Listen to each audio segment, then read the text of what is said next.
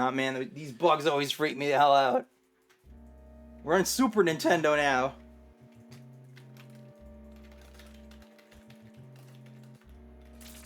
This is such a silly title, Super Castlevania 4.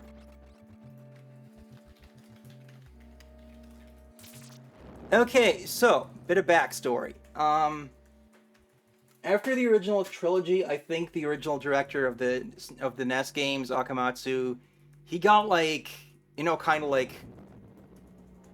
how like stupid rich people talk about quiet quitting? Yeah. Well, in Japan, they do the quiet firing thing, where they just shunt you off to a department no one wants to work in until you quit. So that's what they did with that guy, because, like, 2 and 3 didn't sell that well, I guess. So, fuck Konami, once again. And then, from then on, like, all these different teams would get on Castlevania, and for a little while, it was kind of like a Wild West, because everyone was kind of doing their own, like, thing of, like, oh, how are we going to bring Castlevania to the next generation? And this was the first game to come out, which is a remake of Castlevania 1, and in Japan, it is indeed just called Akumajo Dracula. And I guess in the US, they were like, oh, should we call this Super Castlevania or Castlevania 4? And then they just split the difference and did both. Which leads to this very odd title. Castlevania 3, currently we only own that on the Switch. Because we have the Anniversary Collection. I had a European copy and I sold it because getting, like, European NES games working in other regions is, like, not worth the trouble.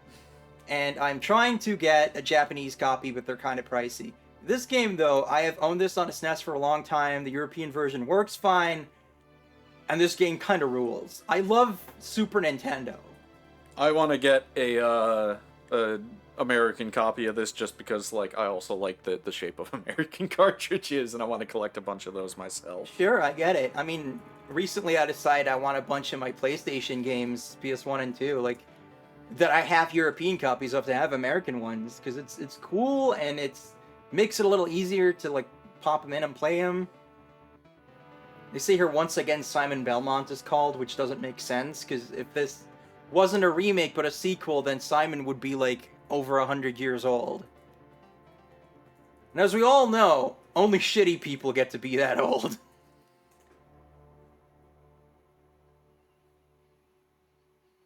But man, like, this is such a, like, oh, look at it. What an enhancement. And the music. Yeah, we'll get to that in a moment. I'm gonna have to... I might have to, like, turn this game up. How is could you guys hear the music in the intro there, or... okay, this should all be correct.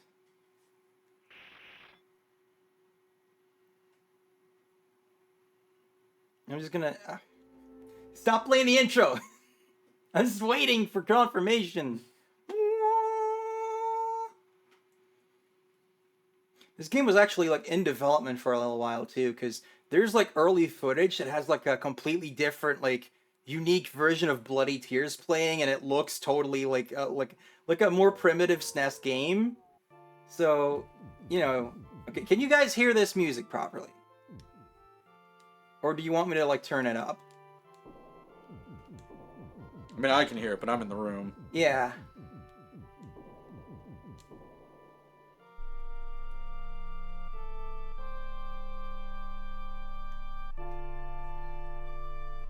Because sometimes I'm like, oh, I should turn this up, and then people are like, we can't hear Rosie. I think they should be fine looking at the... Seems fine, Evoria. Alright, we're gonna go then.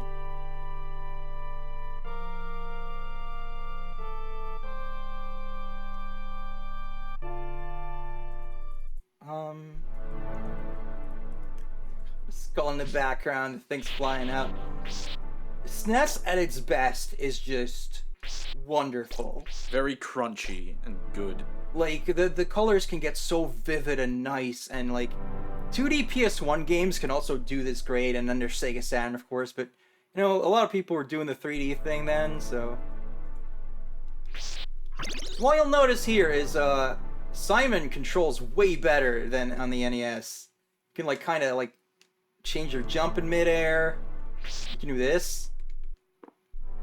You waggle this around. You can even moonwalk, but I only ever do it by accident. I don't even, like... There you go.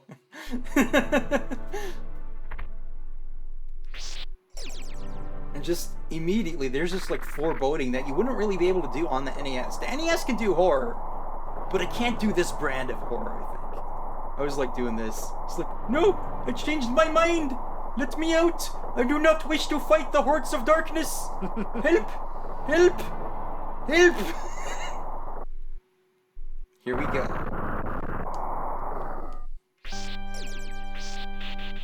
Oh yeah.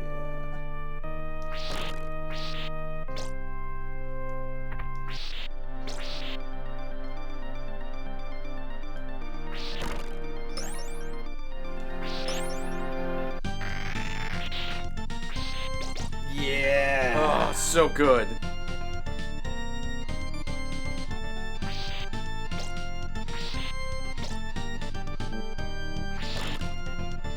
I remember playing this for the first time, just being like, "Whoa, this is immediately just like, oh, this is an iconic moment in gaming, isn't it?" You got this little plane switching thing that I don't really know if that happens anywhere else in the game, but it's cool. I remember my brother. I got into Castlevania on my own, but I was listening to these like overclock remix, OC remix kind of things. Oh, I have Steam running, apparently.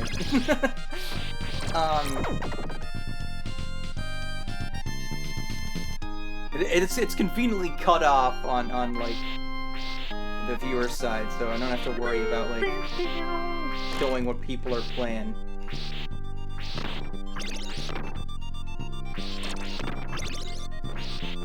The multi-directional whips. Oh my god, I forgot that you would do this now. Yeah. So I was trying to do up and weapon, which doesn't work in this. Because, Yeah, it's its own button. Yeah. And don't forget you got the dangly whip thingy. Yeah, I haven't really needed it yet, so... Yeah, so I got it. It's just an invincibility, sure. This game starts you off pretty easy. It tries to ease you into it a bit.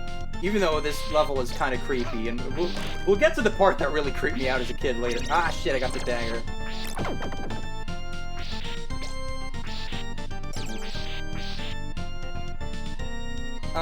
Yeah, I got into Castlevania on my own. I was listening to, like, OC remakes, and there was this one dude making, like, these awesome metal remixes of Castlevania tunes, and he covered, like, the entire CV3 soundtrack eventually. If you're familiar with the stylings of Goat, that's who I'm talking about. And if you think, wow, it is very cool that he put beginning at the beginning of that album, I asked him to do that on his forum, so I'd like to think I had an influence on that. But, you know, my brother heard that and he was like, whoa, what the hell is this? This is cool. And I'm like, yeah, it's Castlevania. And then he ended up playing this game for a bit because he was curious about it. And, you know, the theme of Simon Belmont starts, like, going, and he is just like, oh, that's really cool. And when we used to play in a band together, we were always like, we should cover that. We should have a video game cover band, and we will play the theme of Simon Belmont. I actually made an arrangement, but it never ended up happening. You know, I was in this fucking podunk-ass town, at least by Dutch standards. So, like, finding other geeky musicians was hard. These things.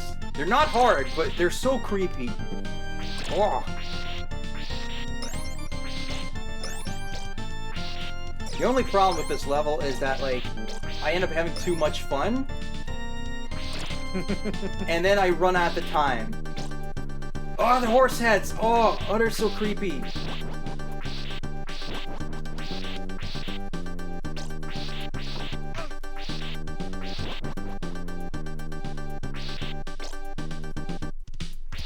But yeah, like, we'll see, like, you know, the other, like, teams trying to do, like, their version of a cool Castlevania game later on, and, like, we're definitely gonna play Rondo of Blood next. I don't know if we'll play Bloodlines right then, or move on to Symphony, or... We'll see. Yeah, that's all in the future, but... I could play Symphony, like, all fucking day. It is very cool. Just immediately with the Medusa heads. Yeah. They gotta, like, you know, introduce you to it. And if you don't know what's coming, then they will kick your ass because of these frickin' floor tiles, but I'm just kind of like, if you just keep moving, they can't get you. We're gonna see the creepy worm that never shows up, aren't we?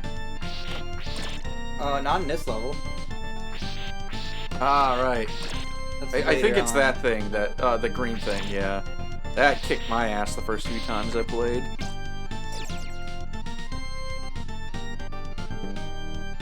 Still nervous about stairs, though. Check this out. So... Oh, they explode so satisfyingly. Oh, you got the dagger back. Yeah? Okay. So between this and Rondo, which game do you think is the harder one? I think Rondo's harder. Yeah. This game gets pretty hard later on, but Rondo, like, kind of kicks your ass throughout, especially if you want to do specific things. Yeah. Pretty sure that wolf sound is even in Symphony. I cannot remember, like, if I have ever beaten death in Rondo more than once. And I've played Rondo a bunch. Yeah, Rondo gets pretty hard, and I was surprised by that after I played the Rondo remake, which is definitely a bit easier. And not in, like, a really discernible, like, oh, they changed this kind of way. It's just balanced a little differently. So I don't remember having too much problem with the remake. Original Rondo, I don't think I've beaten that. I don't think I've done it. Because it is pretty damn hard, especially if you go for, like, the hidden, like, levels and stuff. Mm-hmm. I love this map. Yeah, alternate stage 5 is infamous. In Rondo. Fuck the clock tower. That's just with everything, isn't it? Fuck the clock tower. Yep. X. So yeah, well, what I like about this, like, you know, reimagining here is that they were just like, okay, the basic idea of, like, it is a horror game where you're this Conan-like dude with a whip and you go and fight Dracula and his evil hordes. And they didn't take too much else from just, like, how the NES games were, like, laid out or what their atmosphere was, because this is so much, like, of a darker atmosphere and everything. Mm-hmm. And they weren't like, oh, well, Simon controls like this in the other games, so we should control like that here. No, they were like, all right, that sucks. Let's we can make do better. him do all of this stuff.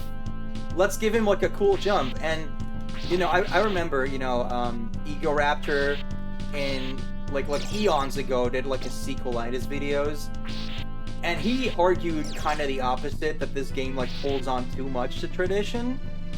Because he was like, oh, you know, there's, like, the whip is way better in this game, so the sub-weapons are less necessary, and there's, like, you know, if they made this from scratch, you wouldn't even have sub-weapons, because you could just do way more with the whip. And then he, like, actually played through the game on Game Grumps and got his shit rocked. And I think now his opinion is like, oh, this game just, you know, takes it easy on you for a long time, and then, you know, takes off the training wheels, which is kind of true. But this game starts off pretty forgiving, and then, you know, it gets pretty tough later on, and there will be a couple of Rosy Rage moments. I know this because I've Let's Played this before on my old channel.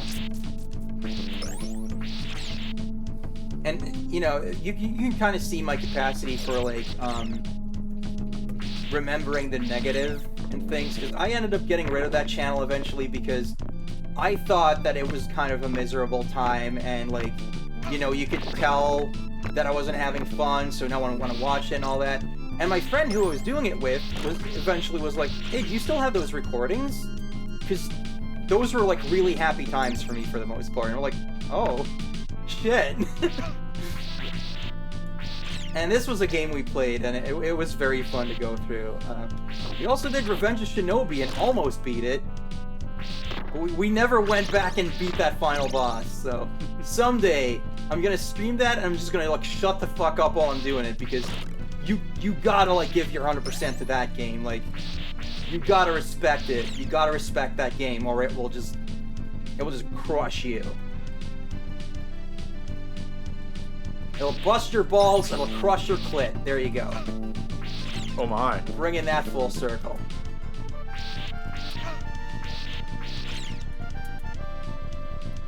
God, my muscle memory's messing me up now because I keep forgetting that I have to do this for the sub-weapon. I have to push R. So I was trying to use that on the bird, and it didn't come out. I was like, what's going on?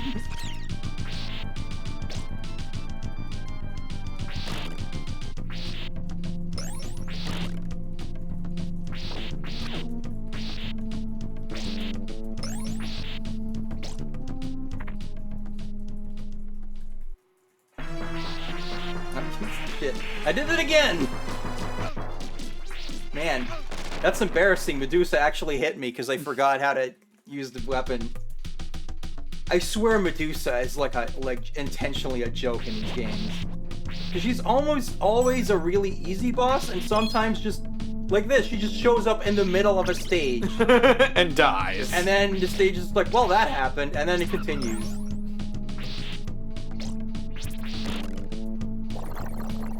I love that those guys just, like, fall, and it's like, guess I'll die. They're like Mario enemies. Yeah.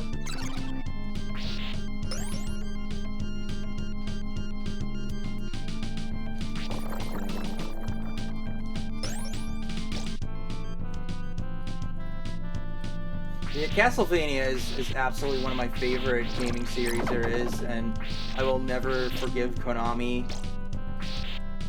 for lots of things, but definitely for, like, you know, fucking up Castlevania and then getting rid of it. Like, Lords of Shadow was not something I wanted anything to do with, and then it was just gone, and I think at one point they did, like, a mobile gacha thing, and then that didn't go anywhere, so it wasn't even, like, a cool, like, oh, you know, I hate gacha games, but at least there's cool lore or art or something, like, I think all we got out of that was a couple of cool pictures of Maria. And that's it.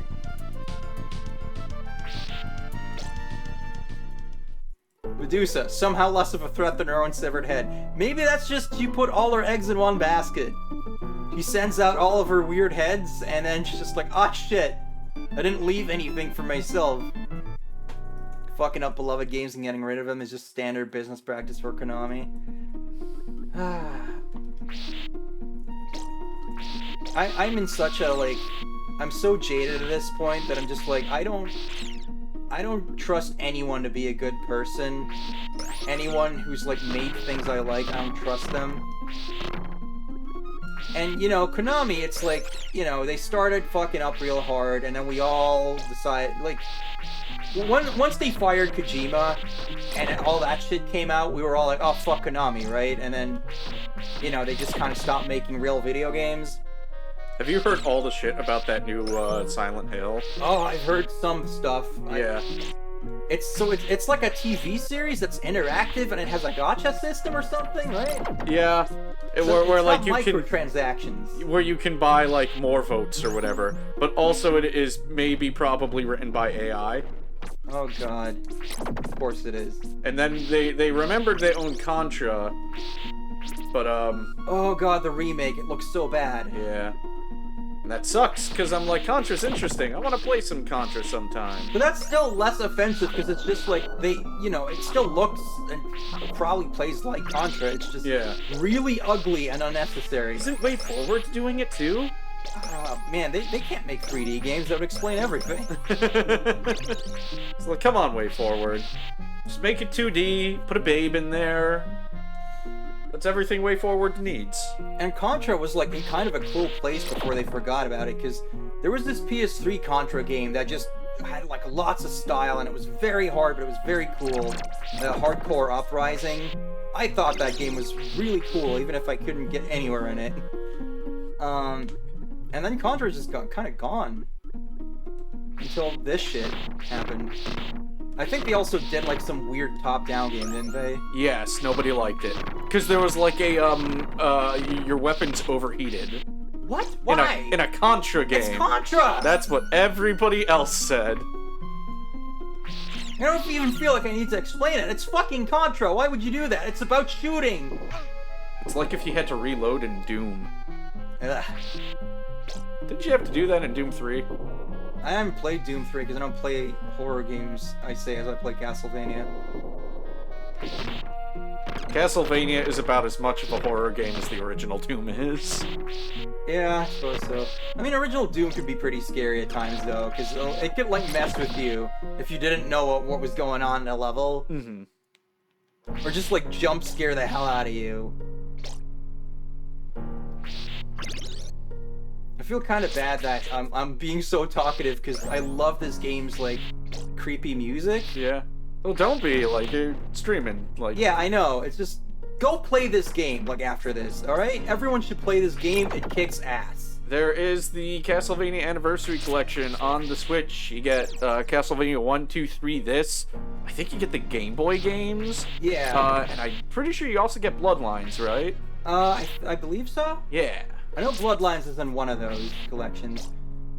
For some reason, the Advanced Collection gets SNES Dracula X, which no one needs to play, but it's there. Yeah, if you want to play Rondo, dig out, like, a PS4 and get the Castlevania Requiem collection, because it also comes with Symphony of the Night, which is worth the price of admission on its own. Yeah, I shit. don't really understand why that's only on the PS4. I don't know if there's, like, a exclusivity thing or there or something, but...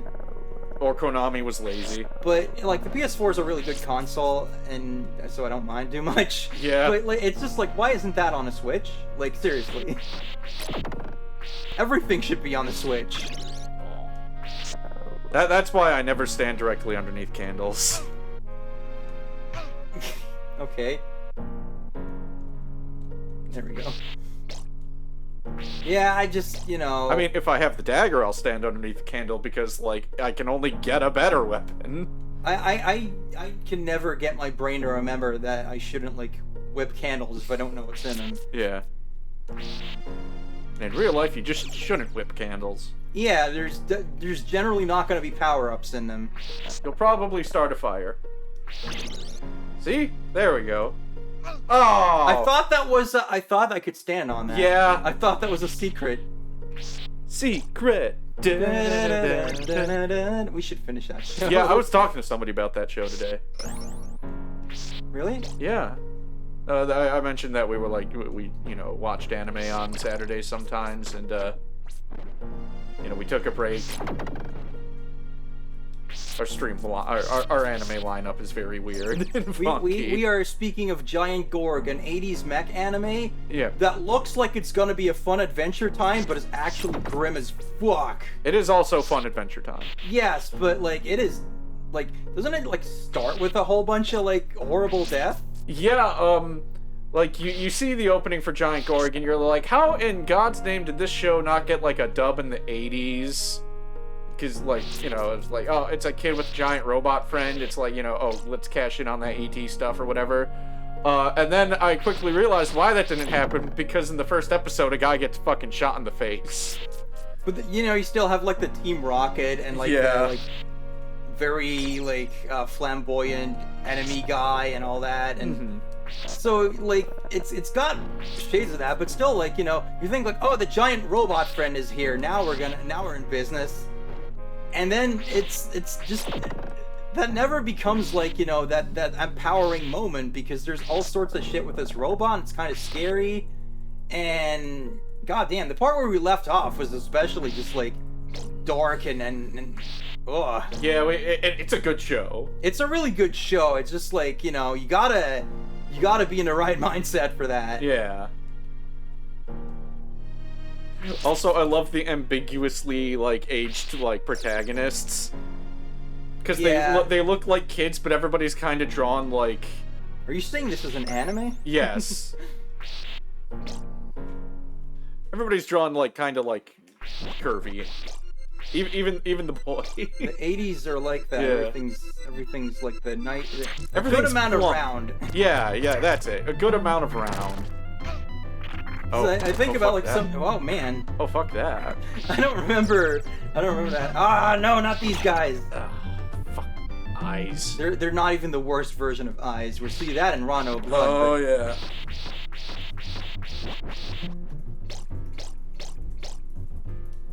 But yeah, like you look at, like, late 70s, early 80s shows, and some things are just kind of too round, and eventually there's like, we figured out where to put the round.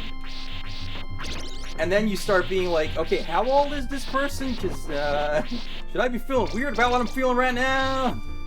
For some of those shows, and that never ended.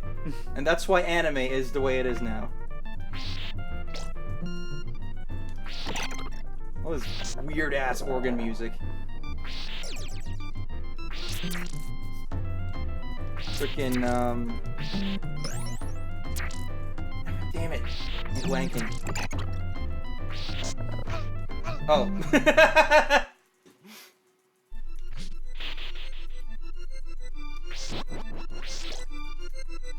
It starts all spooky and then Emerson, Lake, and Palmer just walk in the door.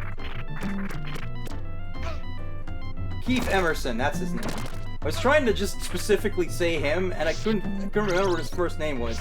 I'm falling for all the same shit right now.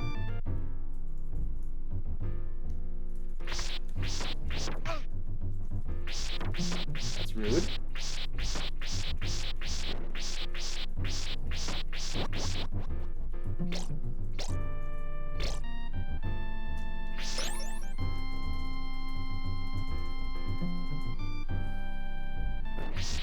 But it's just like, you know, every time I'm just like, well, you know, at least that game company is good.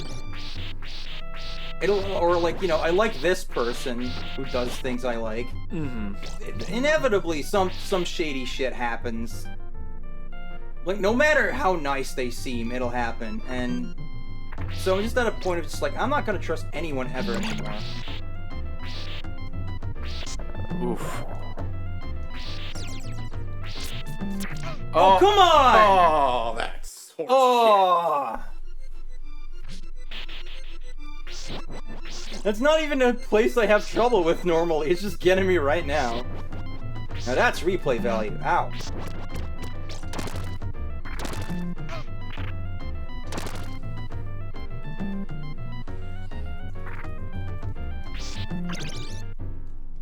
Every time! I fall for that every time.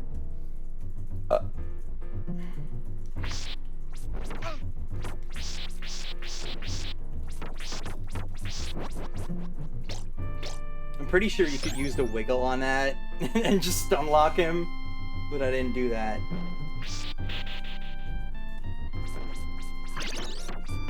You can just do this. Yeah. Ow! How did you get that out? How'd you do that? No! Taste my limp whip, vile fiend!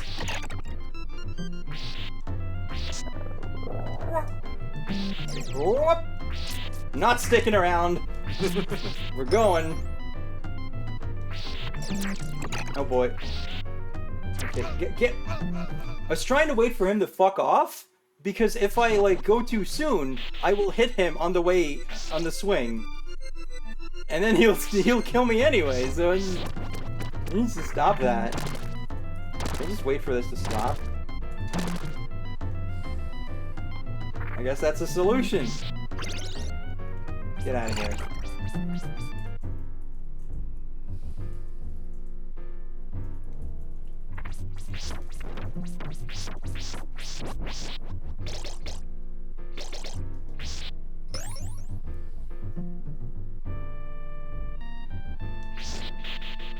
Yeah, whenever I'm just like, oh, you know, like this game company hasn't like messed up, I can trust them to like treat their IPs and their workers properly, and it's like super mega crunch time, and also we made this fucking game where you can't do anything without micro. I did it again. Super mega crunch time. Oh, and our big open world game that everybody was excited for came out dog shit, but it's okay. We'll just fix it a year later, and then everybody will forgive us anyways.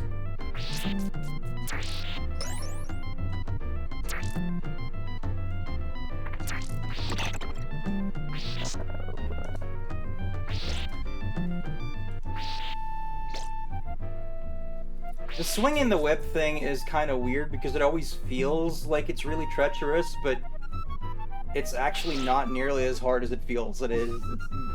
It's a weird thing to say. I love that guy where he's just like, oh, I'm gonna get you.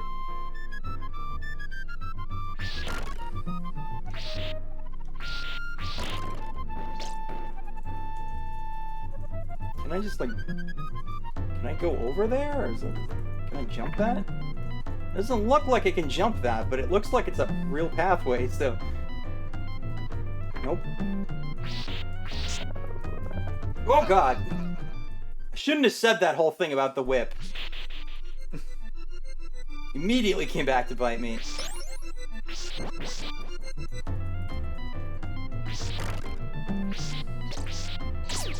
Ooh.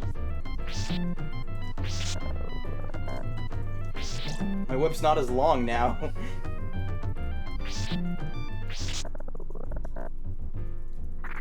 Whoa!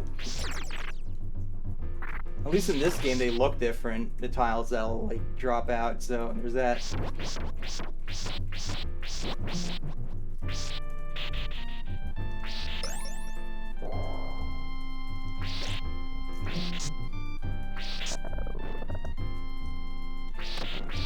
I really wish those things were killable in like more ways. Where's Sypha when you need her? Her freeze spell.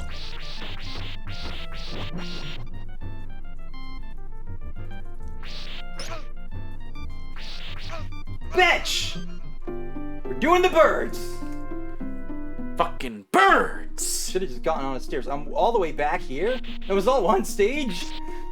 Man. Yeah, I'm pretty sure the boss of this is gonna be the big screen flashy golem guy. Oh god. I'll have to make the screen smaller when that happens. Because like you're already fighting the smaller ones. Yeah, but that was like 5 years ago. Now I'm back here somehow. Man. I guess that stage like doesn't usually give me trouble because I never knew that was all the same stage. But that's streamer luck for you, isn't it?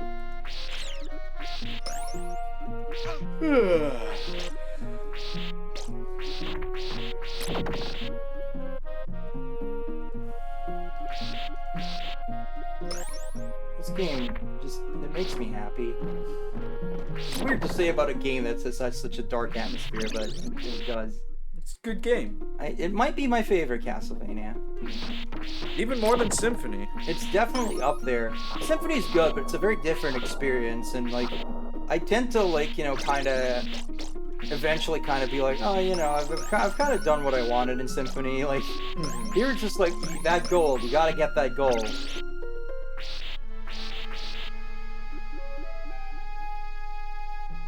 There's just something about that, and there's also some parts in Symphony that I just always like kind of like get my goat a bit because you have to like do stupid backtracking or something. Or just like, oh, you forgot about that thing from your previous playthroughs. Well, enjoy this.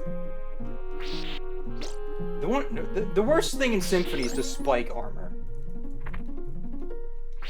Because it looks like you could like use like a bunch of other stuff to get through there, and then it's just like, nope, you're gonna get that item.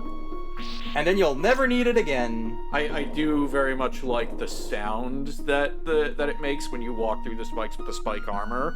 That's just like clunk, clunk, clunk, clunk as you break every tile of spikes. I like that. There's like something about that I enjoy. Yeah, sure. I just don't like the process of having to go get it. Yeah.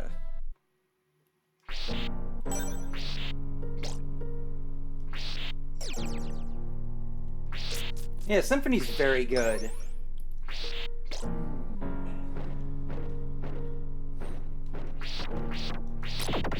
And I mean, it basically kind of like started a genre, because sure, Metroid existed, but like, I feel like Symphony like kind of like codified the genre.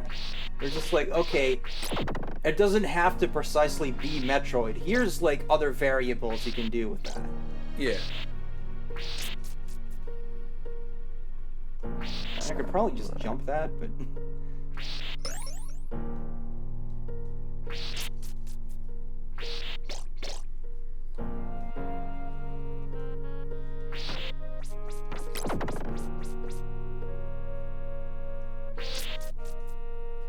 Man, atmospheric SNES music is so good.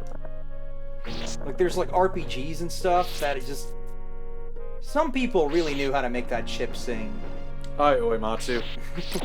I mean, obviously, but like, he's not the only one. Yeah. And like, the SNES is like the console where I'm always like, you know, when I'm making, god damn it, when I'm making like my like top SNES tracks list, it keeps getting longer because I keep discovering more games that have really good music. And then it's just like, well, that, you know, these other tracks should still also be in there. Like, at a certain point, you can't really, like, cut more tracks. Just be like, well, you're not the best. Some of my, like, old lists are still, like, available as YouTube playlists. YouTube removals notwithstanding. And, like, every so often I'll get some weird comment of, like, where's this or that? And, oh, okay, so I can't jump that. Now I know. Like, someone commented on my, like, Jazz Jackrabbit, Chrysalis remix. And they were like, yeah, this is really good. Your top 100 NES games playlist makes me irrationally angry. It's like, man, first of all, this is just my opinion, man. I can't play every game and have the same opinion as you. And also, this is an old list. The really weird thing was that, like, people would find that list just because they would, like, you know, type in, like, top 100 NES tracks or something. And then, if they had a problem with it, they would comment on the first video in that playlist, which was not one of my uploads. So people would get really confused. They're like, where's Kirby in this top 100? And someone else would be like, what are you talking about? Top 100? What? It's a playlist! Yeah, but, like, if they just find that specific song, they'll be like, what are you talking about? What playlist? It's just like, oh shit, should I have, like, uploaded all these myself?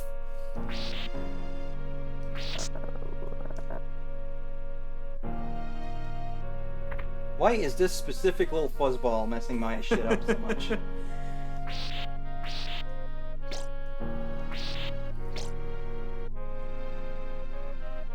That one fuzzball woke up and was just like, I'm gonna ruin Rosie's day. I choose violence. Speen! Speening violence. What? What? Come on.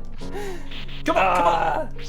Okay, there though, I actually, like, you know, hit the ceiling, so that kind of made sense. Unlike that shit in Castlevania 3, which was stupid.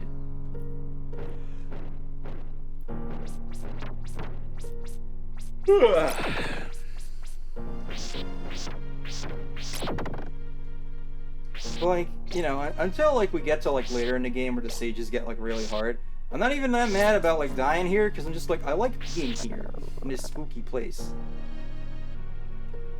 It's almost, like, comfy in a way? Yeah? It's like in the Blink episode of Doctor Who, where it's like, I like going here, it makes me sad. Why would you want to be sad? Sad is happy for deep people.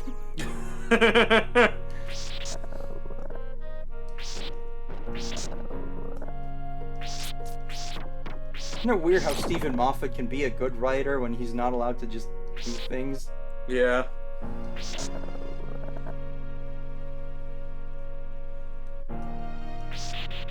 He's a good writer when somebody else is, like, standing over his shoulder and there's a spray bottle ready for when he tries to get creative. The weird thing is, like, I think Russell T Davies has said that, like, Moffat's one of the few writers whose stuff he didn't, like, touch for editing. So I think it's just that, like, Russell comes out and is like, make a story about this and have it have a beginning, middle, and end, and then that just works. Yeah. And now we got Russell doing weird shit now that he's back on the show. What did you think of the Star Beast, honey? I liked it. I have more. Get out of here. But, like, I'm watching the stream, so I'm just like, oh god. It feels like I'm playing, so I can't talk or I'll distract myself. Oh no. I'll look away, that's what I'll do. I liked it a lot. I thought it was a really fun adventure. Fucking love that it, like, they don't drag out a seasonal thing and be like, will Donna be saved even if she remembers the doctor? No, we get that shit done in one episode, and it's like, it's good to see Tennant's doctor happy again. Like, I know that they keep being like, oh, this is the 14th doctor, it's not 10 coming back. I'm like, fuck you, it's 10. He does take, like, the character development of the other doctors, though. Yeah, it's like... Did it again. It's 10 having also been through that shit. And, like, I like that, like, Donna remains really fun. I like them solving the problem together. I like that the solution to the regeneration thing is pretty silly. And, Well, you fucker! I was trying to, like, bait him out, and he just was like, nah, I'm just gonna wait until you're there. I saw somebody comment that the whole, like, oh, Donna and her daughter Rose being able to, like, get rid of the excess regen energy to keep themselves from dying.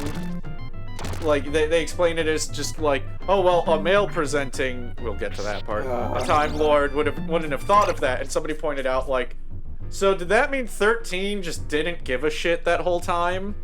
I mean, that would be kind of in character for her, honestly. Well, what I would love to see happen is, like, do a multi-Doctor crossover, have, like, 10 and 13 meet, and 10 asks, like, so why didn't you, like, you know, do that? And 13 just stares at him for a moment, and then, like, has this horrible realization that she could have fixed it. And it's just like, I have to go do that now! And he's just like, no, we took care of it. It's fine. Like, less that 13 just was, like, ambivalent about Donna, and more that they forgot. Like, just genuinely. Fuck off! Fucking eyes. I hate this part now, it sucks. I fucking love the alien monsters. They look straight out of Classic Who. 10 out of 10. No notes. I want to see those bug people back. I mean, technically, they kind of were from Classic Who. That's true. Count the comics. One of my favorite comments about him is just like, I saw on Twitter was somebody tweeted like, a lot of people thought, you know, that they'd be bad guys, and then every Kamen Rider fan was just like, oh, they have bug eyes, they're good. And I'm like, I'm a Kamen Rider fan, and I didn't think that, so maybe I need to watch more. Yeah, I wonder what I would have thought if I didn't already know kind of what the comic story was, and that, you know... I did Spoiler, the fuzzy thing is evil. I did think that they weren't totally just, like, cartoonishly evil. Because, like, in one of their first scenes, they come across the kid, and they're like, oh, that's not the meat, let's go. And they just leave the kid. And I'm like, bravo! Like, cool. Like, that's an easy way to make these aliens be bad guy, like, you know, be an antagonistic force without just being, like, cartoonish dickwads. Is like, oh, that's a kid. We can't kill a kid. Let's go. Yeah, like, I like that, it's a line where, like, it doesn't immediately spoil that they're, like, you know, good guys either, because it's like, you know, that could either be something a sensible person says, or just someone who's like, I have a job to do, I don't want to go around killing kids right now. Yeah, like, pragmatism is involved in it. But it ends up being like, hey, we have no reason to do this. Like, don't do that. Fucking, I love that Unit's back and cool. I don't know, I don't like the Riot Cop aesthetic. It makes me uncomfortable. I think they did that specifically because they knew, like, a good chunk of them were gonna get, like, brainwashed. Yeah. To be a threat. I would love if the show was self-aware enough for, like, the next time they show up, their uniforms are different. And they're just like, yeah, we kind of realized once they started going bad and shooting at people, this was a bad look, so we had R&D fix it. Wheelchair scientist lady, great, awesome. Would love to see more of her. Some people thought the whole, like, you know, guns and wheelchair thing was kind of patronizing. I'm not disabled, so I can't speak for that. I thought it was cool and, like, a sensible thing where it's like, yeah, of course you would give her weapons. Yeah, of course Unit wouldn't let you, like, go out into the field unless you could defend yourself. It's fucking Unit. Like, the Brigadier, like, didn't the Brigadier have a gun in his cane? Why didn't the Brigadier have a cane? I thought he had a cane at one point. I don't remember that, but, you know, he's in a lot of episodes. Yeah, but, you know, having a cane that is also a gun is absolutely something the Brigadier would have done. Yeah, and also, it's Unit. They should have gadgets. Yeah. I hope Unit gets to stick around and be cool. I like Wheelchair Lady. I thought Wheelchair Lady was, like, a good version of inclusion, and this show has a maybe not great one. In the form of... Oh, Rose. Rose. Yeah. What the hell was Russell T Davies thinking with that? And it starts off so well, where it's like, a lot of people... The stuff earlier on was apparently, like, too subtle for some people, where they were like, oh, wait, she's trans? Yeah, I missed it. Like, full scale. Yeah, because, you know, the first hint you get in the episode is that, like, there's some douchebags dead naming her. Mm-hmm. I'm really tempted to save state here because I want to get out of this level. This isn't the part with the saw chasing you, is it? No, this Okay. is where the thing goes up, I think, or is Alright. that a different game? I don't remember. I also don't know how to save state in this emulator, so let me look that up real quick. But yeah, frickin', how do I get out of here again? Okay, it has some weird button for full screen. How do I? Okay, it doesn't even have hotkeys or what, or are they like somewhere weird? There's some, like, I hate this word, but there's some really cringeworthy lines in Doctor Who regarding, like, diversity and stuff.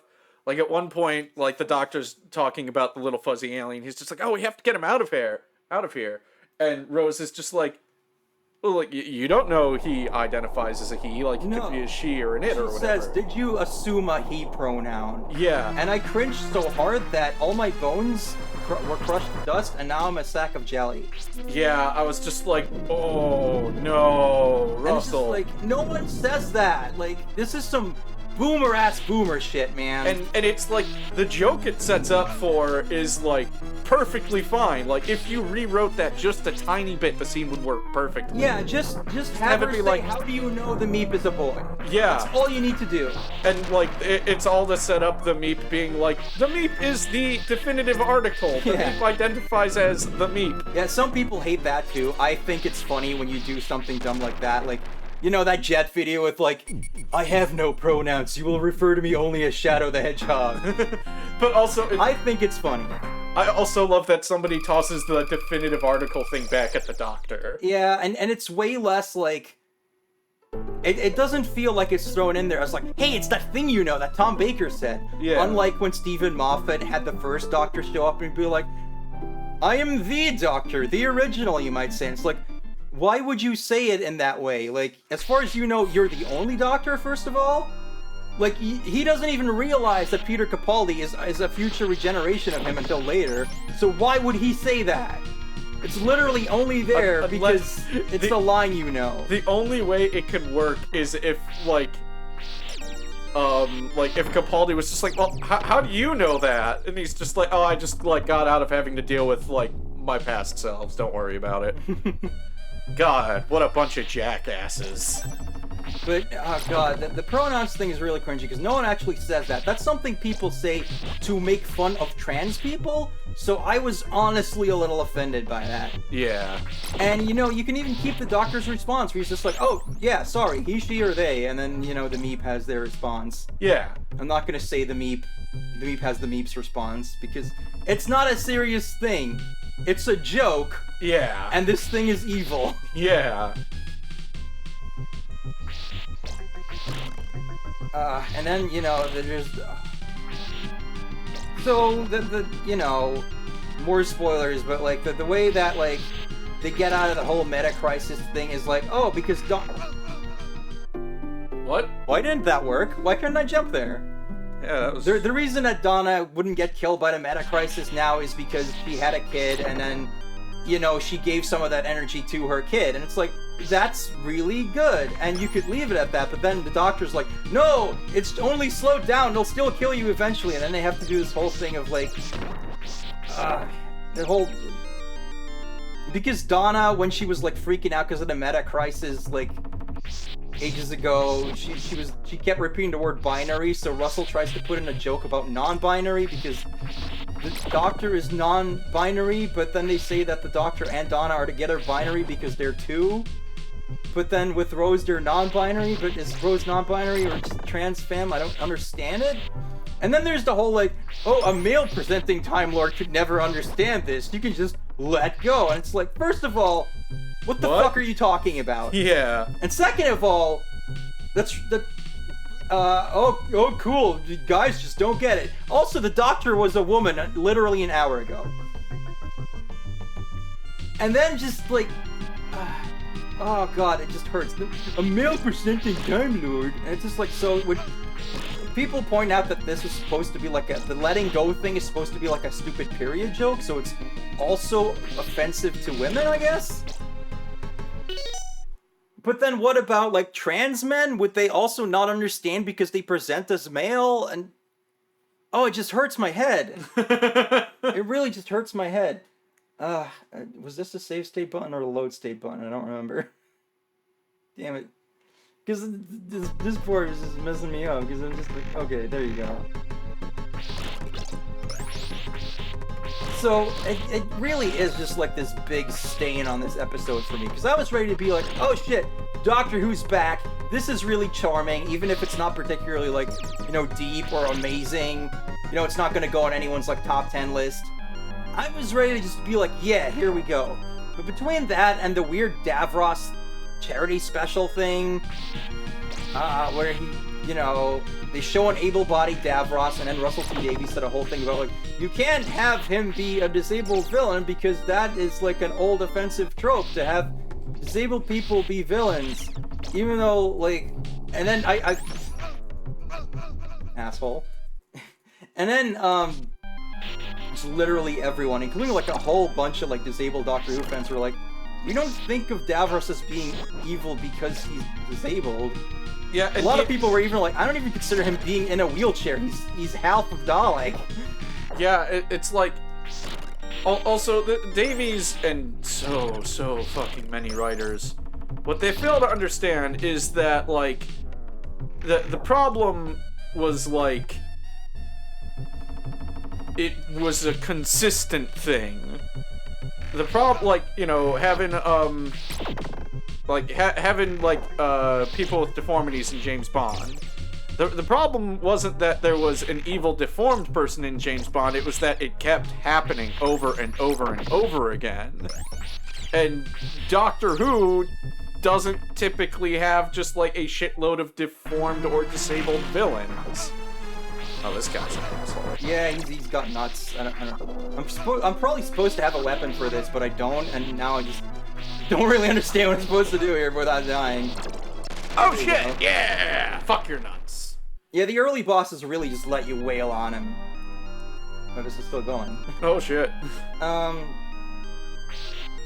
Yeah, and like a lot of those disabled fans are also like, you know, I like Davros. He's a cool villain. I like cosplaying him, and now I can't do that anymore, and we don't have a whole lot of characters we can cosplay. So I'm just like, man, can Russell T Davies and other people who do this just actually, like, ask people when they're trying to be nice?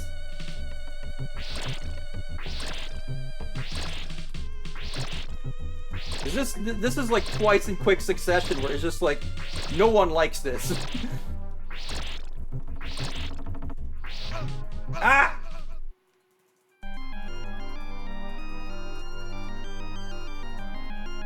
No, Davros, like, he lost half his body in, like, an explosion. So yeah, he is disabled.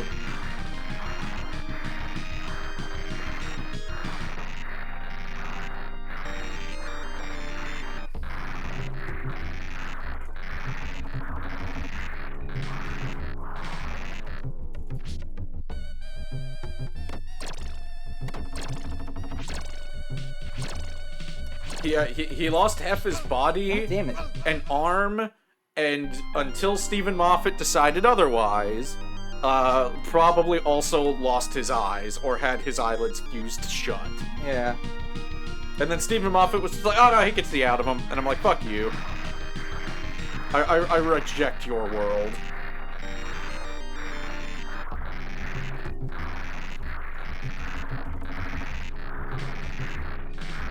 So, like, I really hope this whole thing isn't gonna be, like, because I was really hopeful that the show would be, like, pretty good again. Like, you know, RTD was never perfect, but he still made a really fun show that a lot of people liked, and I was one of those people. And now, like, it seems like he's making a lot of really dumb decisions that are just very distracting.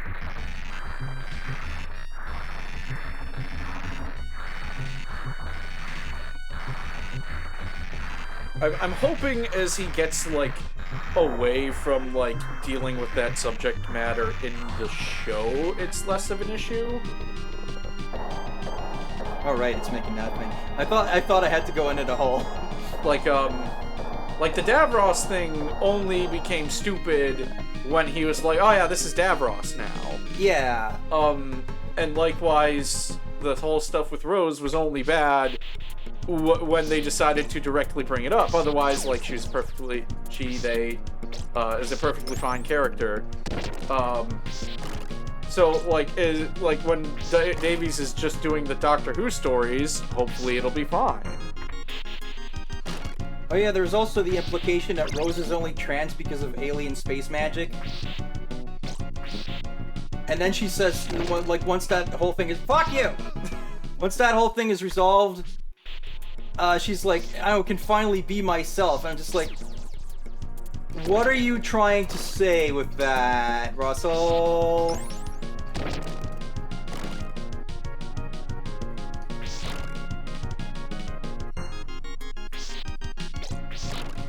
And remember that, like, you know, when David Tennant came back, like, they had his clothes regenerate with him because RTD was like, oh, if we show him in quote-unquote women's clothing, then, like, bigots are gonna be really stupid with that. So I just want to avoid giving them ammo. And then he does this. Yeah, at first I was like, okay, I guess I see what you mean. Nice one on that, I guess. But, now I'm just thinking, like, no one asked for that either.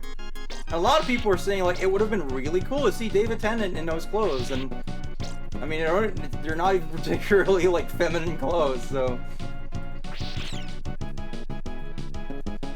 Man, this just keeps going with the weird gimmicks stage.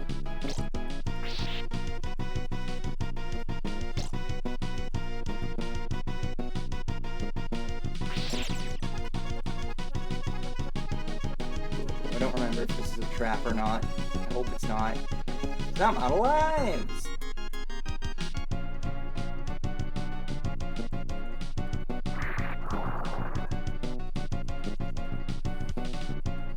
If it gets so upset by what you're doing, you should keep doing that. I mean, kinda, but also, like...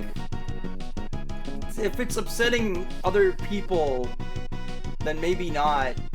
Maybe you shouldn't keep doing it. Oh, there's something here.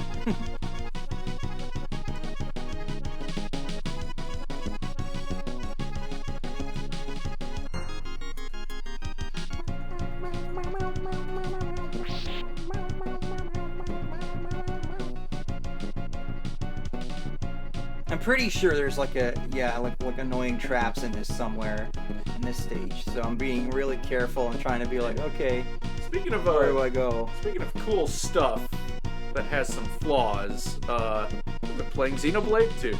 Ah, I good like segue. it. Yeah, I like it a lot. There's some parts of this game that very much feel like they hate you. And it's baffling. Like, it gets in the way of playing the game, sort of. The best way to, like, get experience points is by doing side quests. And some of these side quests are bad. Like, holy crap. Because it'll be like, hey, my kid went out into this field and is missing. Go find him. And it's like, okay, so you go there, he's attacked by monsters, kill the monsters, easy peasy. And then the kid's like, oh, I sprained my ankle. Can you go find 7 of this plant to, you know, help deal with my ankle? Oh, and by the way, all of these plants are found at, like, gathering points and randomized. Like, they tell you that this one in particular can be found, like, near the base of trees, which helps. But there's a bunch of trees, and, like, you just gotta find a gathering point that will actually have it, and you might not, like, that gathering point might not have it that first time. And then after you do that, you get the kid back to his dad, you go there, and they're like, thanks for getting my kid back. And you'd think that would be the end. Oh, this is the guy. Okay, this guy, this boss flashes every single time you hit him, and it is A, annoying, and B, possibly a seizure hazard. So I'm just gonna do this. You get back to, like, the guy with his kid, and he's just like, thanks. But also, my kid went out looking for this specific thing for me. Can you go get it? And it is, to be fair, not a randomized thing, but it was, like, such horse shit. I was so mad. And they also keep certain things where it's like, you gotta do this one quest. Come on! And eventually you have... Fuck! Sorry. Eventually you have to kill these monsters. But The quest marker will disappear and the monsters will not show up unless the in-game time is set to the right thing. Like, it's like the right time of day on the game's clock. And I'm like, holy shit! This is awful! But there's also things where it's like, because it's like, you know, free roaming kind of, there's like super high level monsters even in the beginning areas, like in the second, like in like one of the first big areas you can run around, there's the level 80 and 90 monsters. And they will get randomly aggroed. Like, I was running along, and then a level 80 giant gorilla ran up and one-shotted me. Because it was offended by my presence, I guess. And I was just like, game, why? Like, what is the point of this, if not to just, like, drag the player's experience out? Like, you guys don't get paid by, like, our playtime, do you? I mean, there's that kind of weird idea of like, oh, if I'm gonna pay this much money for a game, it better have a lot of playtime. Oh, fuck that. Give me a smooth experience. Like, this is why I love FF16 so much. Which I kind of want to stream on Sunday if we can do that. It's like if someone didn't want to go to like an expensive, really good restaurant because they finished the food too quickly. Yeah. It's frustrating. And even, like, when you're dealing with, like, the normal enemies, like, I had a fight that went on way too fucking long before I came up. Because it's just like, okay, well, I'm about the level of these monsters, like, you know, maybe, like, a level short on a character or two. I can handle them. I think that candle all the way to the left has a sub-weapon. Yeah, but it's also on one of those. Yeah. So I'm not sure I want to risk that. Alright. So I fight this monster, and, like, you know, it aggroes, like, 3, I think, at once. I'm like, yeah, okay. And then, because of the way the game works, some of the other monsters nearby also get aggroed and run in, making the fight take even longer. Oh, and then it turns out these wolves that I'm fighting, I'm pretty sure have a move where they can howl and just summon other wolves, who can themselves howl and summon other wolves. And it's just like another monster, and another monster, and another monster, and another monster that just weren't there at the start, just showing up continuously. And I was like, let me be fucking done with this fight. I think you're supposed to use the whip wiggle on the nuts. Maybe that's what you're supposed to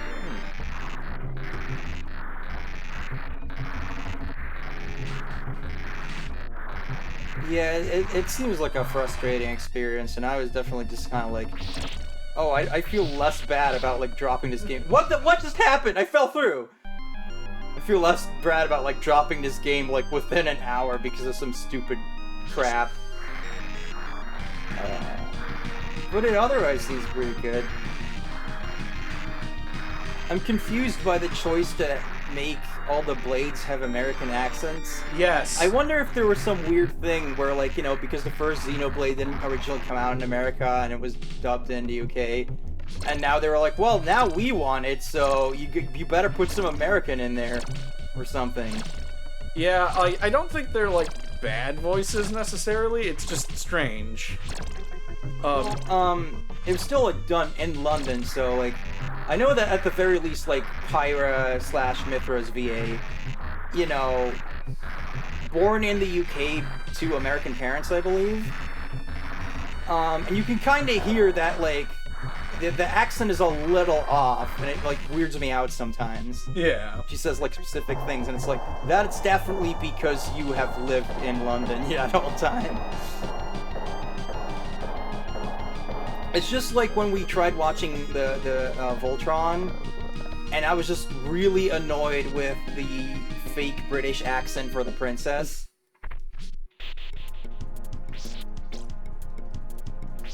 I'm not saying that, you know, it should, you know, fake accent always bad, because some people are good at it, but...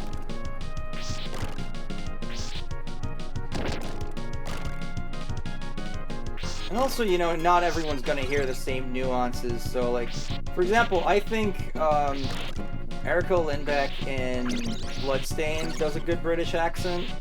Like, I don't mind that at all, but, you know, maybe there are people in the UK who are just like, oh god, this sounds awful.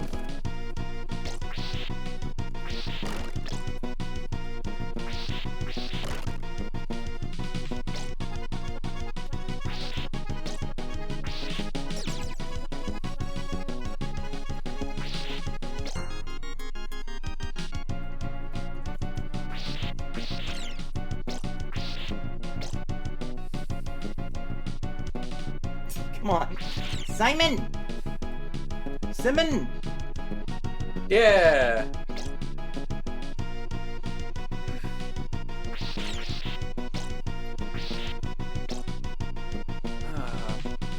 Now, after all that bitching I just did, I really do enjoy Xenoblade 2. Like, when the game isn't just, like, arbitrarily getting in your way of actually fucking playing it, it's very fun. I like it.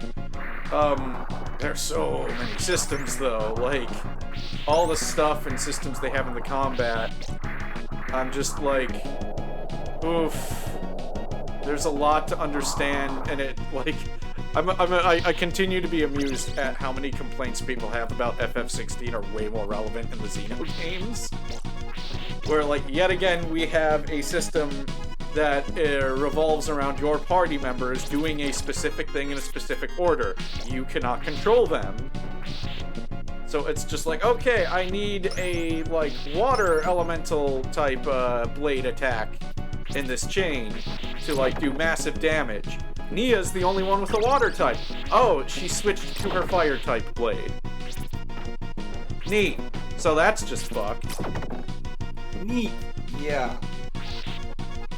Or like the like various like effect systems you can hit people with, like you know, you hit them with the break status, and then you can hit them with the topple status with the right moves. Rex has a move that can inflict topple, but not break. You need Nia to use the break move. So if you use the move that will inflict topple, and then Nia uses the break move, it's like, oh, well, shit. Guess that's just a lost opportunity. Man, it keeps getting me no matter what. Simon, you've become too beefy! Your absoluteness of unit is too big. Okay, get out of here. Yay! Fuck you! Woo! Where do you think it flies off to? Hell. Do you think it just, like, bursts through Dracula's window and it's just like, what the fuck? Oh shit, a Belmont! Only a Belmont could toss my golem that far. This stage, that stage was all just like, hey, Mode 7 exists now. Yeah. Cause you got all the weird spinning going on. Eve liked the death animation, and I must admit, it's got a bit of a, like, early YouTube quality about it.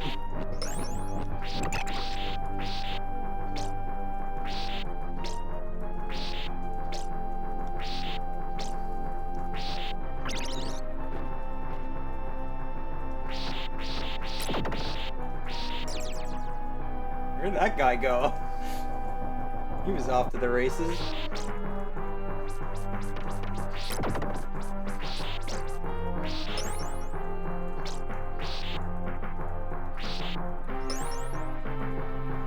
This game is also quite long, and I kind of like that in platformers. It's just like, yeah, this adventure just keeps going.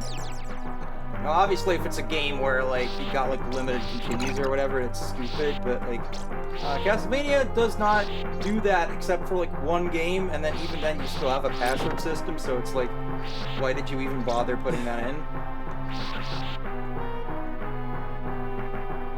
Oh, you left. Hooray!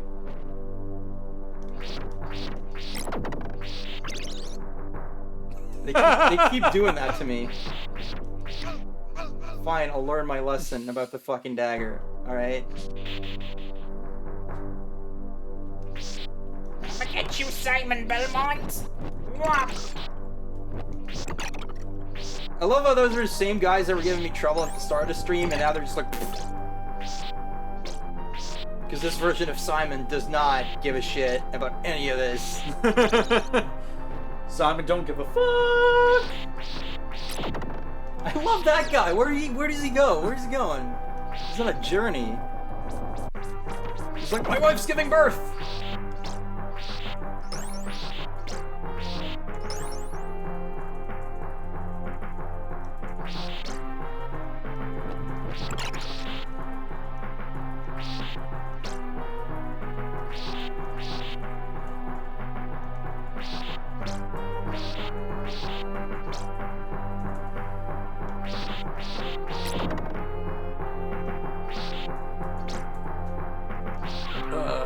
I would complain about the gacha system in Xenoblade 2, because somebody thought that was a good idea.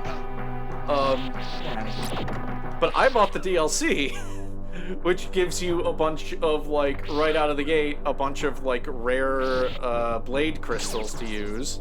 Yeah, fuck you, Flea Man. And also, like, some specific blades that are, like, good to go on people. Like, right out of the gate, you can get a blade that is great to go on Nia. And it's, like, rare. It has, like, a character quest. It's good. Like... So it's in a way, you know, like a good gacha. It's pay to win.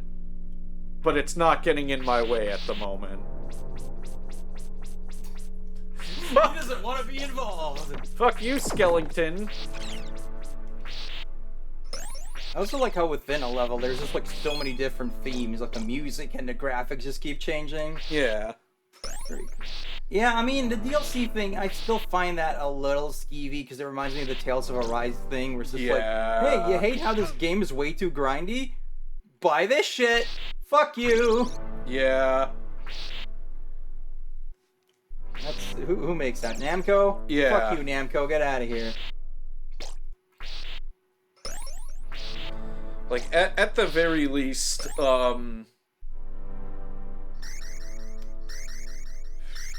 Oh god, I'm running out of time. I was like, what is that noise? well, like, at the very least, if you buy the Xenoblade 2 DLC, New map, who dis?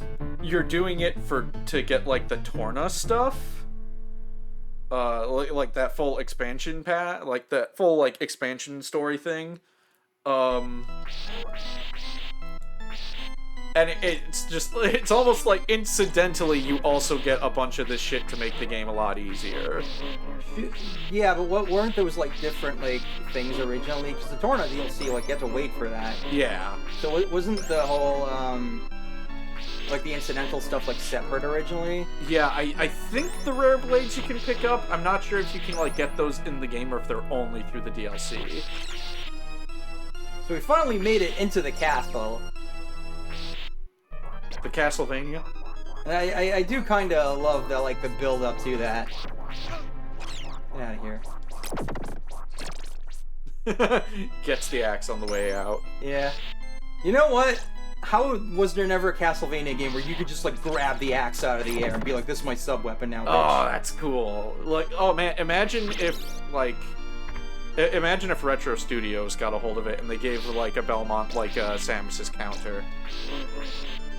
That would be kind of cool, yeah. That wasn't Retro Studios though. That was Mercury Steam. Oh right? yeah. Mercury. And those guys turned out to be bad too. I mean, they started out bad. They made Lords of Shadow, but you know, then they made those cool Metroid games, and then we heard about crunchy rolls. As in, people had to crunch. It makes me roll on the floor in pain. Man, I gotta look it up because I remember reading about the stuff with Metroid Dread and being like, oh, that doesn't sound pleasant, but I wasn't sure it was like. I know there was an issue with them not crediting people. Yeah. Who like quit partway through, and it's like they still did the work. Fuck you. Yeah. Okay, so this is not saying like that they are good guys. They didn't crunch specifically. It was just like a bad working environment where people were like ignored or not credited properly, so a bunch of people quit. And because of that mismanagement, huge amounts of stuff that had been planned for the game got left out. They didn't like have to do, you know, like the 80-hour work weeks that typically get associated with crunch, but yeah, still not ideal.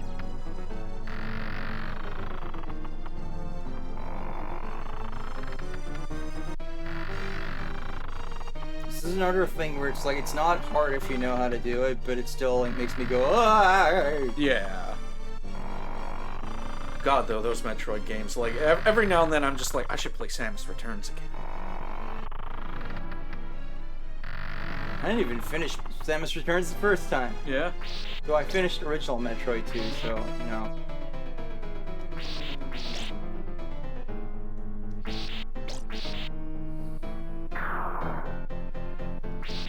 It's gonna make someone go, "You're my kind of psychopath." You played Metroid 2? Awesome.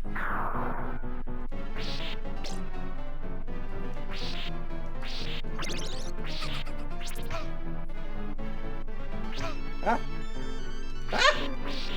Yeah, this seems... This whole thing is very strange.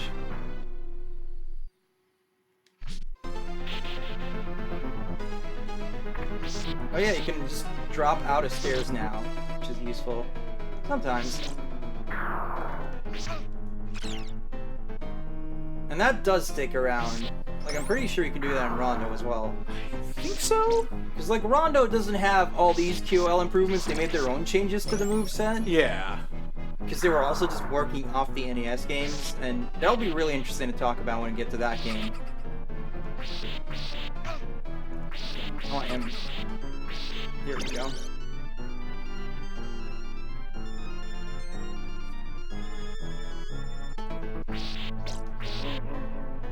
That guy's just all piss and vinegar. I'm just like, well, what is his deal? Like, he's not even like a guy who's like, I'm equipped to defeat Simon Belmont. He's just like, surprise! My cakes are burning! Okay, can you get the hell out of here? Ooh. Oh.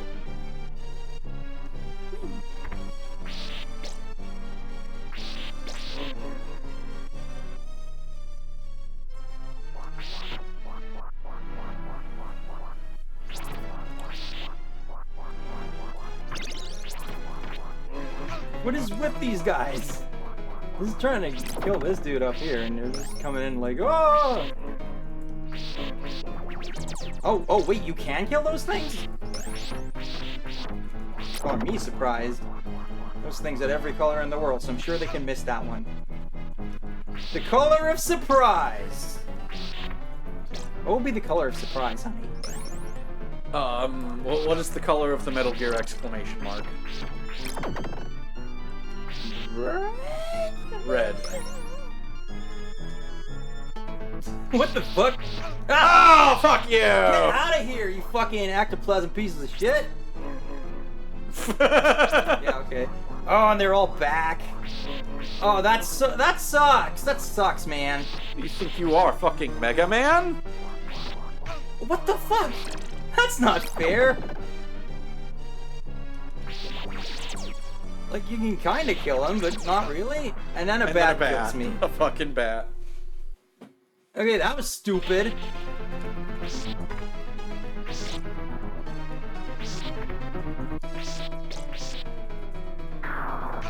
What?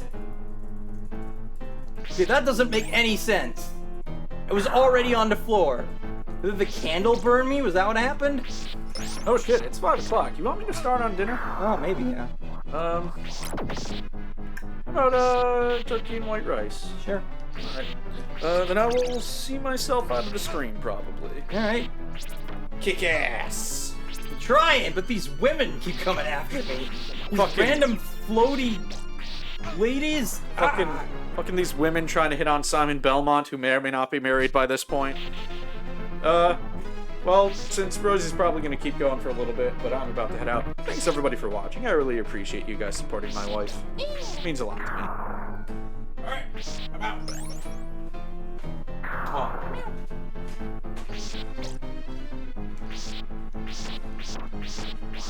And of course, tell all your friends about Rosie, too. And, you know, a coffee donation wouldn't go amiss. There is some new equipment I want to buy for streaming. That specifically, I want to buy like an upscaler for all consoles, because it'll make it way easier to play certain games. Not have to deal with all sorts of like emulator weirdness. I'm just gonna go for it. There we go. Weird ghosts. Get out of here. Oh, what? I jumped, though! I jumped. I swear I jumped. Get out of here. Okay, I don't get it. What am I supposed to do to kill them? You don't seem to respond to my things. But then sometimes they just die. Which I don't get that. Now I'm back here. Jeez.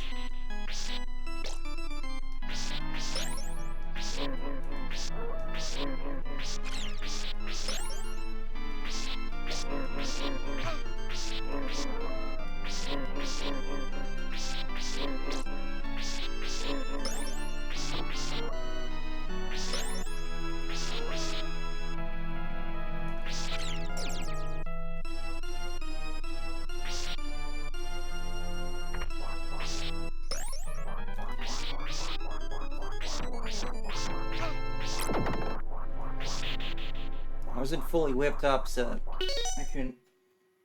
I really need some water, but I don't have any left. Ah! Stupid bat! How dare you?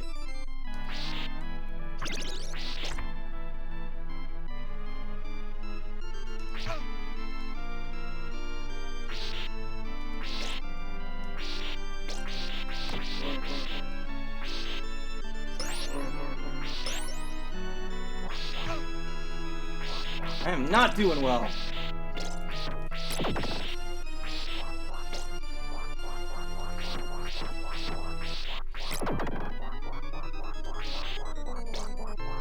So this is where the game, as you can see, gets a little harder, but it's still not at, like...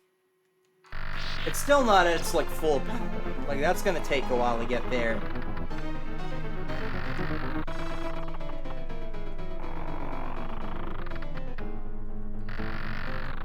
Ooh. Ooh, that was risky. That was risky boots.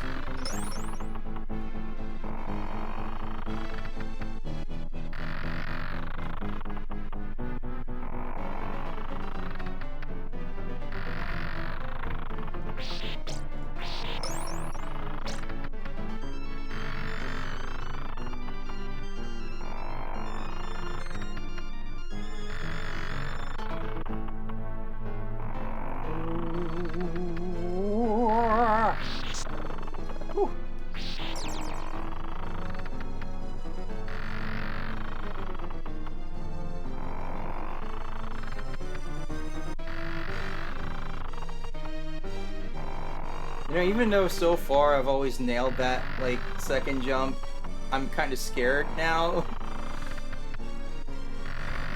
Oh, God! No! Oh, man, you don't even start at the...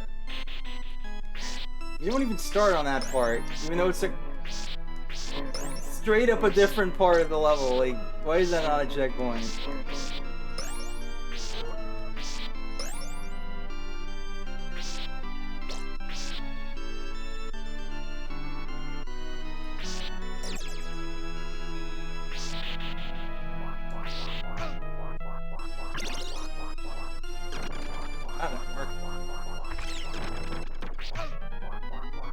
I don't want to deal with you people.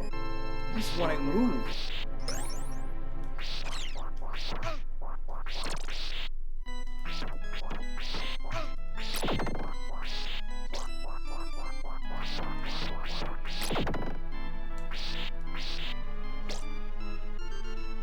Here we go.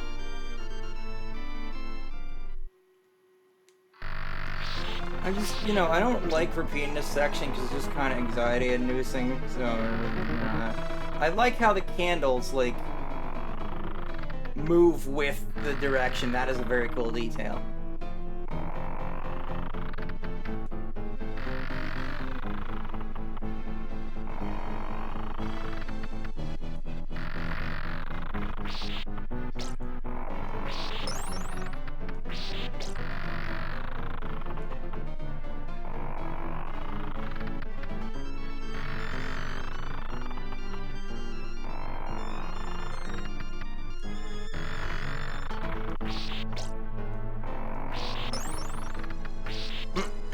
Thumbs are starting to hurt a bit from all this playing.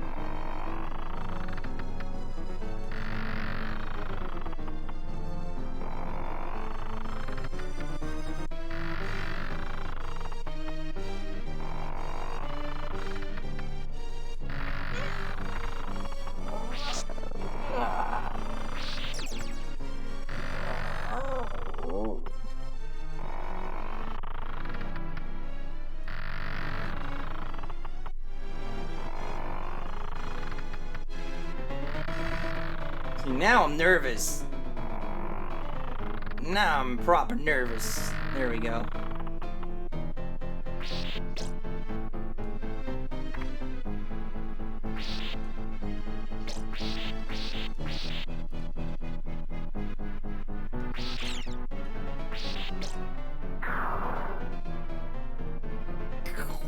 Love that noise.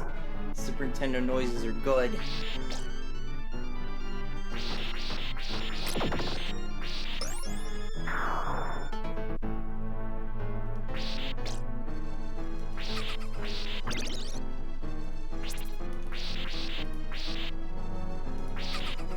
try to take care of these before anything else.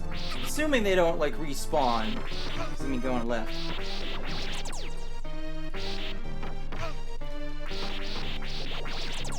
Okay, it takes like 4 hits, so it's not necessarily worth it.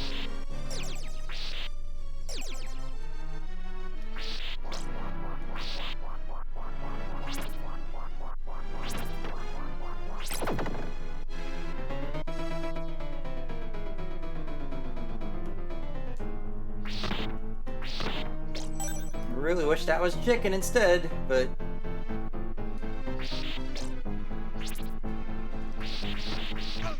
Yeah.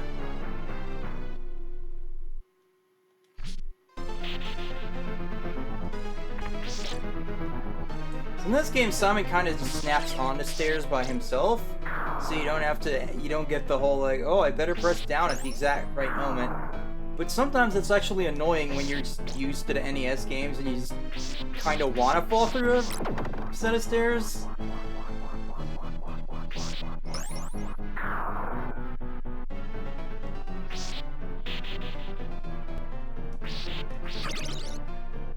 Shit, I triggered the plasma already. That's annoying. What the? I hit it, though! I hit that bitch! Fucking ghost bitch. Get out of here. You're a bitch. You're a bitchy bitch. You think I said bitch enough times? I mean... Ah! The fucking ectoplasm chases you up those stairs, even though you should not be going up there because of that guy. So that's just really annoying.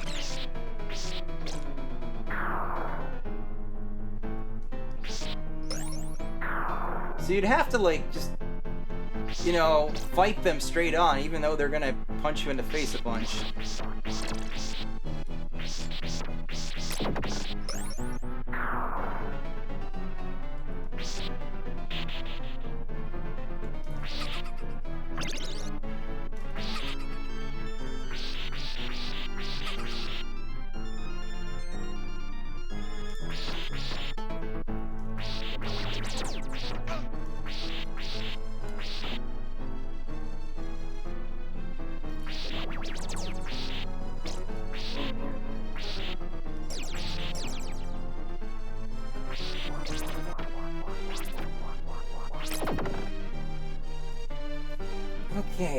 Okay, let's try to do this. Alright. Get out of here.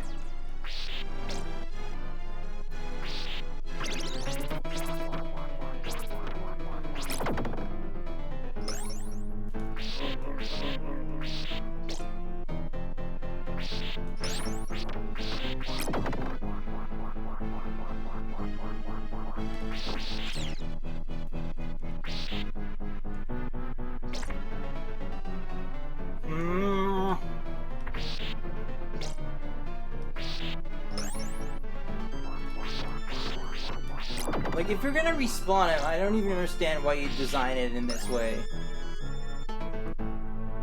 Ooh. Ooh, that was almost really bad.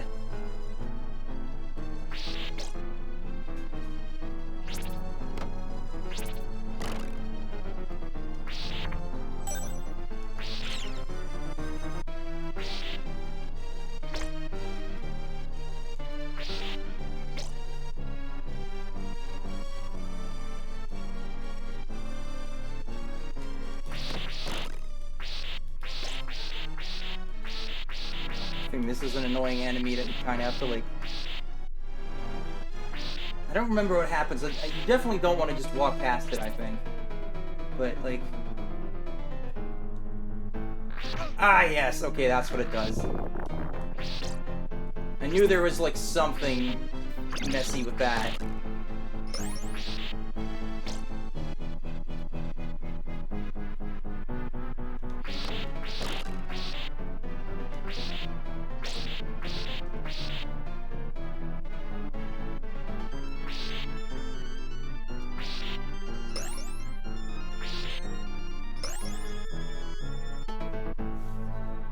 Okay, Now get this.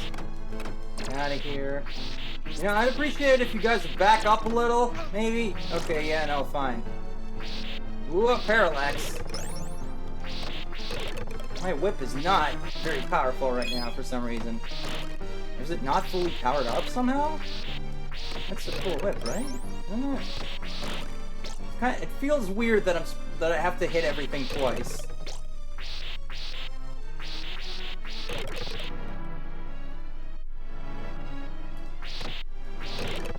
Like red skeletons twice. That doesn't feel right to me. Oh boy, there's a lot going on here. Oh, look at that sky.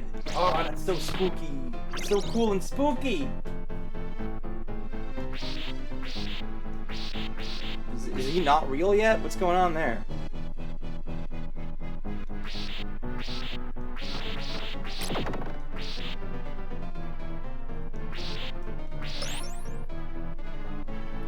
Maybe if you get caught by the hands, they become real? I don't know. This is weird. I don't remember this part.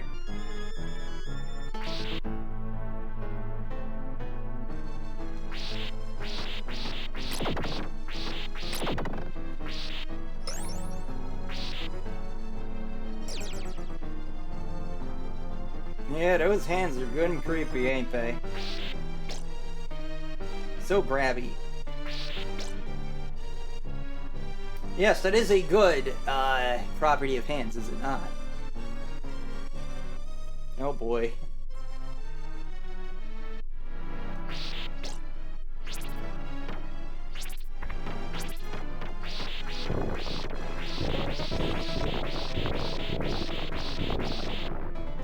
See, it's weird that you could hit those ones without having to trigger them, but not the other one from earlier. This table is an enemy. Don't get tricked by these tables, they'll kick your ass. Ah! Oh no, not these. Oh, these are annoying.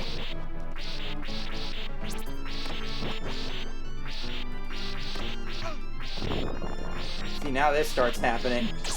Oh! That would have been cool if there were enemies on screen. I guess that's for if you didn't realize you were supposed to kill the ghosts as they come up.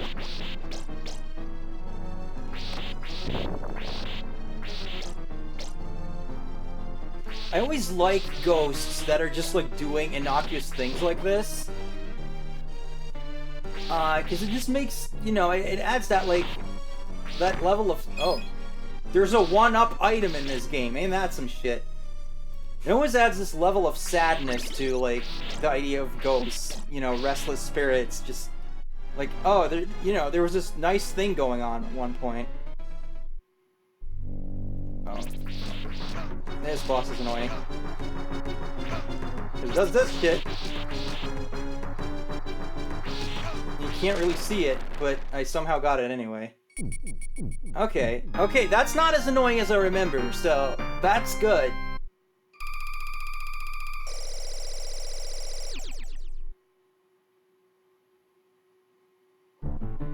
Alrighty, I think this is a good place to stop the stream for now. Stage 7. We're making pretty good time, but this is a long game. This is a long game. But I like it, so we'll play more of it soon. I realize I have some other things left unfinished as well. Monkey Island, gotta do that. That was really fun last time. Noffles wants to do it. I know there were some new viewers going like, hey, are you gonna play more of these? So I really feel like I let some people down by not, like, playing it more. But I will do that soon. There's a whole bunch of, like, games I haven't finished that I probably should. Shantae, Unreal, all that stuff. And I still gotta do that Shining Force stream, because I did promise I would do it before the end of the year, and it is now December, so time is running out, but, I've just lately, you know, I've had this weird stage fright about streaming a bit. You know, some days I just can't do it because my health hasn't been the greatest in the last few weeks, but also, like, sometimes it's like, yeah, I should stream, and then I just inside something, like, stops me. It's weird. And I don't really know how or why that started, or even exactly when. but there's no need for it. So I'm gonna try to fight that as much as I can and just do more streams for y'all.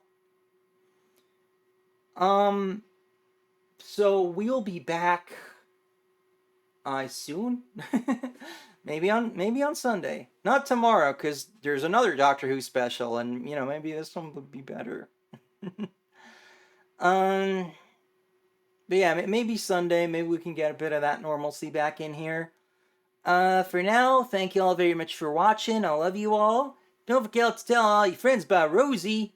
Follow me on these things down here. I would love to have some actual real Twitter followers and not just like weird art bots that try to scam you. So, Rosie rolling out.